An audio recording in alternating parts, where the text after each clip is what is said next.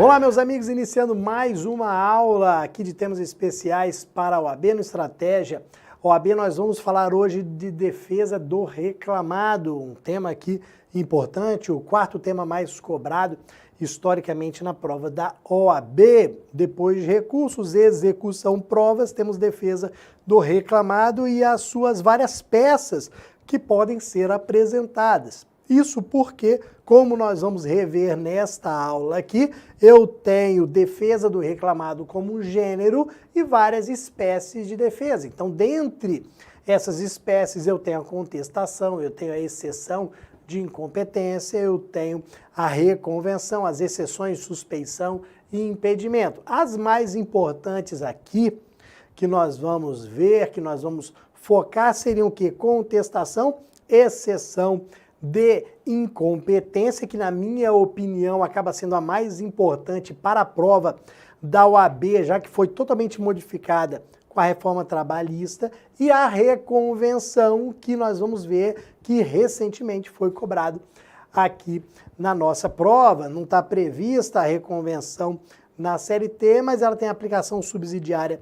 do CPC, e a banca FGV trouxe isso aqui para a gente. Temos várias súmulas, vários artigos de lei que nós vamos passar para vocês aqui no slide para que não fique nenhuma dúvida. Então, vamos lá iniciar a nossa exposição. Aqui tem a defesa do reclamado. Vamos primeiro na tela, na nossa TV, aqui para a forma. Vejam que não há nenhuma dificuldade em relação à forma, mas pode surgir uma pegadinha aqui em relação ao momento de apresentação da defesa. Isso porque, olha aqui, meus amigos, quando nós pegamos o artigo 847 da CLT, quando nós pegamos aqui o 897 da CLT, nós percebemos o seguinte, que ele traz aqui a forma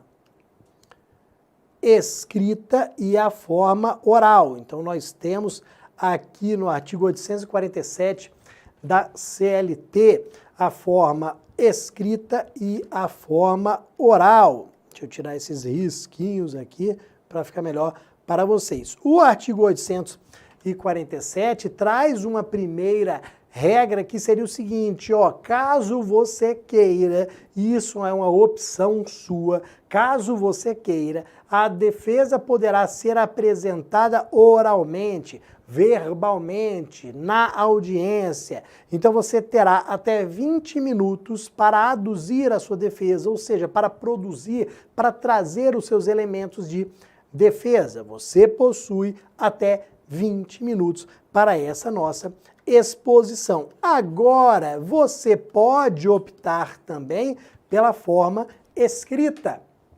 Por que eu coloquei ali a reforma trabalhista? Porque apesar de a vida toda a defesa ter sido apresentada de maneira escrita na Justiça do Trabalho, não havia uma previsão na CLT. Até a reforma trabalhista, quando você olhava esse artigo 847, você falava o seguinte, a defesa será oral em até 20 minutos, ponto. A gente não tinha previsão legal de defesa escrita, hoje nós temos. E foi essa redação trazida pela reforma trabalhista que criou uma pegadinha que pode ser utilizada aqui para vocês em relação ao momento. Então vejam, você pode apresentar a defesa oral ou a defesa escrita. Em que momentos? Ué, Bruno, não é tudo na audiência? Não, essa aqui é a grande pegadinha. A defesa oral você apresenta em um momento, a defesa escrita apresenta em outro. É isso que eu vou passar para vocês, para que vocês não errem na prova, caso essa pegadinha seja utilizada pela FGV.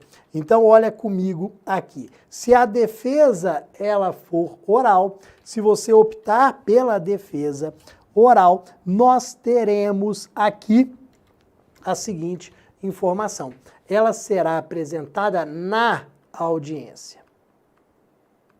Ela será apresentada na audiência. Então, aberta a audiência, você sabe que vai ser feito o pregão, vamos chamar as partes e aí vamos ver se existe um acordo. Se não houver acordo, você reclamado poderá apresentar essa defesa oral. Em até 20 minutos, vai falar. O serventuário da Justiça vai reduzindo a termo, vai colocando na ata de audiência. Então, a sua defesa, ela estará em que documento do processo? Na ata de audiência. A ata de audiência vai conter a sua defesa oral, que foi redigida, que foi reduzida a termo. Perfeito? Só que vejam, você como advogado, você vai preferir apresentar defesa escrita, como todos os advogados. Então a empresa vai trazer ali a notificação e a contrafé para você. Doutora, ó, fulano de tal ex-empregado ajuizou uma ação trabalhista, trouxe para o senhor, trouxe aqui para você. Então vejam que você, advogado, vai redigir a defesa escrita. Só que a defesa escrita, hoje, ela não é mais apresentada como antigamente. Antigamente, a defesa escrita ela era apresentada na audiência. Você levava aquele calhamaço impresso ali, toma, juiz. Você entregava. Hoje não. Pega o artigo 847 da CLT, o parágrafo único, que você vai ver o seguinte: a defesa escrita, ela será apresentada antes da audiência. Antes da audiência.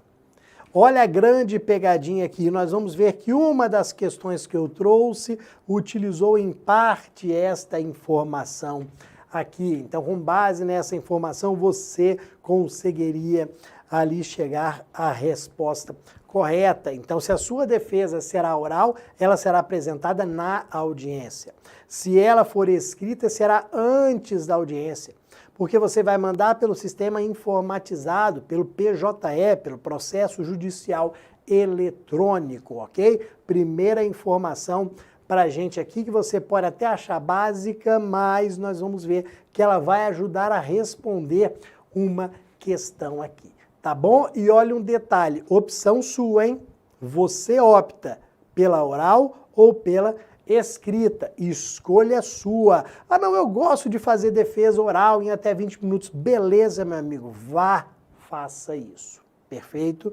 Depois, vamos para as peças de defesa. Eu falei para vocês que defesa do reclamado é um gênero, e aí nós temos várias espécies, que seriam as peças de defesa.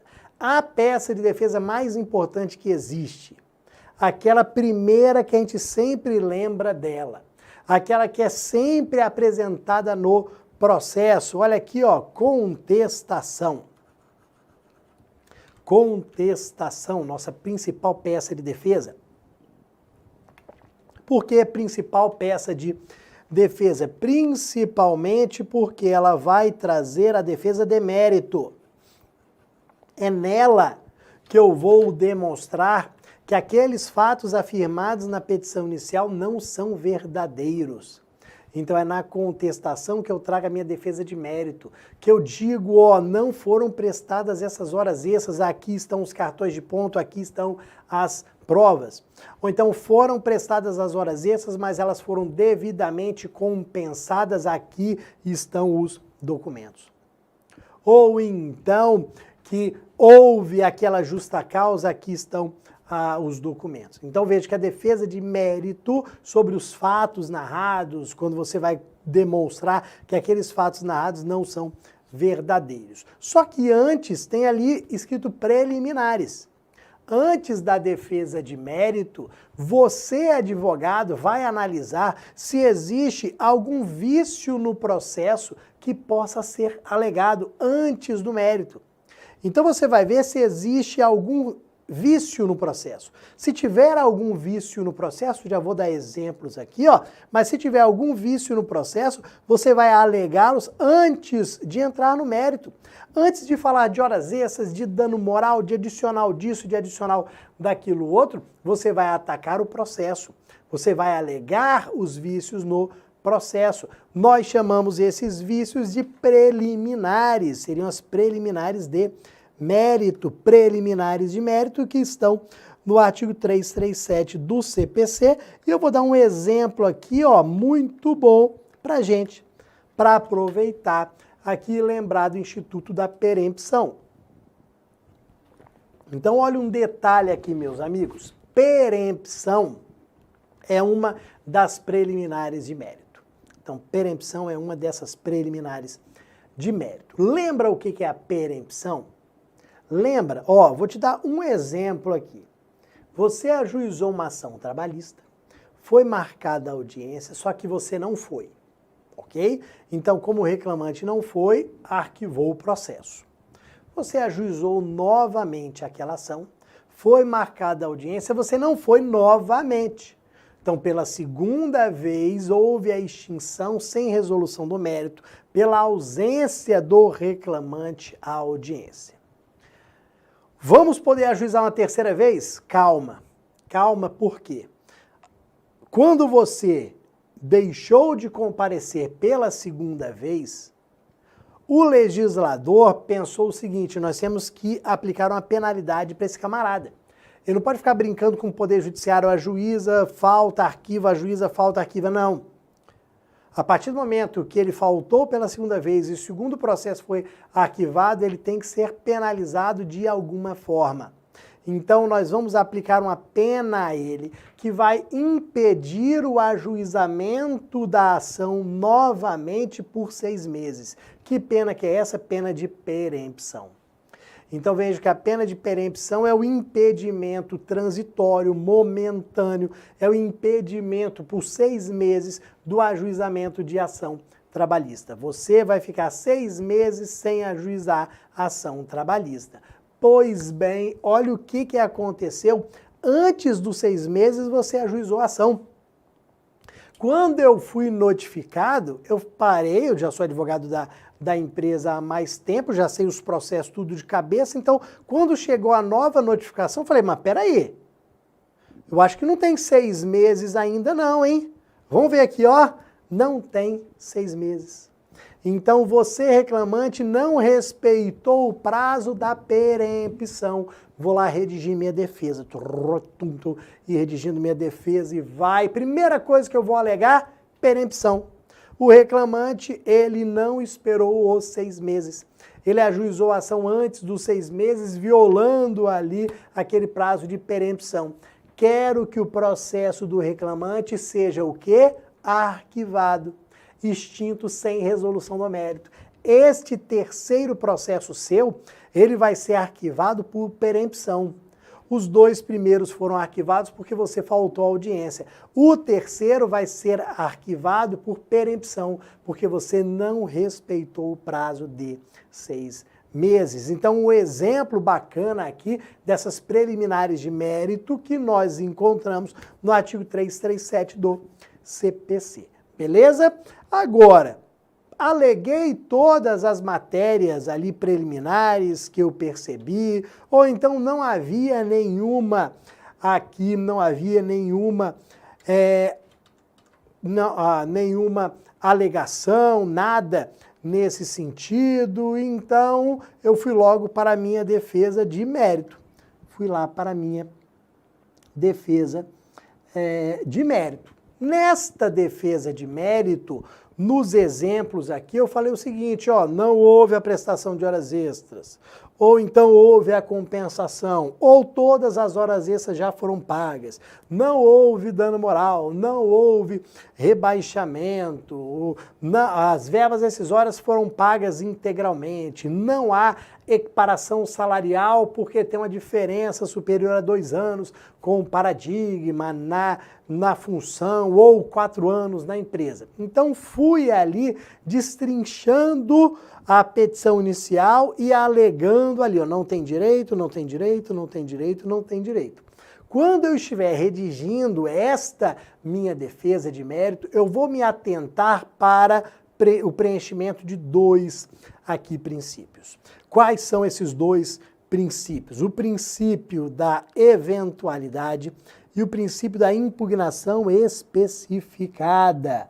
Então, ó, princípio da eventualidade e o princípio da impugnação especificada dos fatos. Os 2 previstos no CPC. Então, tenho aqui os dois previstos. Eventualidade está relacionada à preclusão. Qual que é a ideia aqui?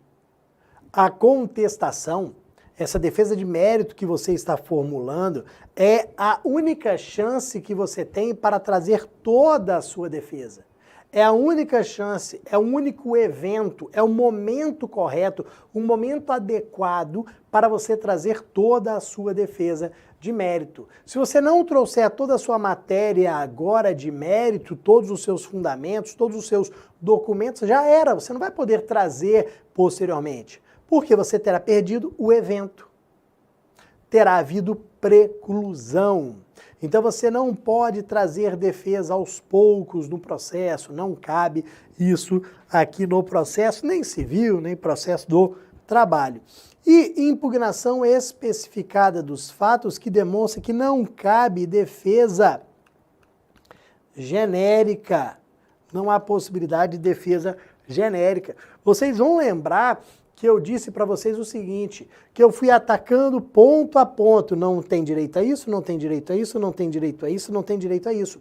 A minha defesa, ela foi específica, ela foi ponto a ponto, fato a fato, alegação a alegação. Não foi aqui uma defesa genérica do tipo, não tem direito o reclamante, não fez prova das suas alegações. Não pode ser genérica, tem que ser o quê? Específica, fato a fato, ponto a ponto, ok? Isso aqui é extremamente importante também. Na sequência, meus amigos, vamos falar sobre prejudicial de mérito. Então, dentro ainda da nossa contestação, da nossa principal peça de defesa, nós vamos falar de prejudicial de mérito. Quando nós falamos de prejudicial de mérito, estamos falando de prescrição. Então, eu já falei de preliminar de mérito, que são vícios no processo. Falei de mérito. E vamos falar de prejudicial de mérito, prescrição. Eu vou alegar aqui a prescrição. Quando eu estou analisando uma ação que foi ajuizada, isso vocês vão fazer bastante daqui a pouquinho, quando vocês estiverem com a carteirinha de advogado na mão e estiverem ali advogando não só na área trabalhista, estiverem advogando ali em qualquer área, ao receberem aqui um cliente que teve uma ação ajuizada contra ele, ou ao receber um cliente para o ajuizamento da ação, das primeiras medidas que você vai tomar é verificar se já houve a prescrição. Se a ação foi ajuizada dentro do prazo correto, ou se você for o advogado que vai ajuizar a ação, se ainda há tempo de ajuizá-la, ok? Então vamos aqui na seara trabalhista, na Justiça do Trabalho, analisar a prescrição. Então chegou aquele cliente com a contrafé, com a notificação, você começa a analisar aquela situação. Primeira coisa que você vai olhar, galera, olha lá a data do ajuizamento da ação. Olha a data do ajuizamento da ação. Pergunte para o seu cliente quando foi a data da extinção do contrato. Vamos ver aqui quando que o contrato de trabalho ele foi extinto. Por que eu vou analisar, por que eu vou verificar a data da extinção do contrato? Em virtude da prescrição bienal, porque a ação trabalhista tem que ser ajuizada em até 2 anos a contar da rescisão do contrato, a contar aqui da extinção do contrato. Se a ação não tiver sido ajuizada em até 2 anos a contar da extinção do contrato, já era. Ah, olha aqui, ajuizou com 2 anos e 1 dia, já era. Já era significa o quê, Bruno? Não tem direito a nada. Não consegue dinheiro nenhum. Nossa, mas espera aí, mas tinha um caminhão de dinheiro para receber. Falou muito bem. O que você falou? Tinha um caminhão. Tinha, não tem mais. Se não ajuizou dentro dos 2 anos, já era. Tem uma exceção importante aqui. Qual que é a exceção importante?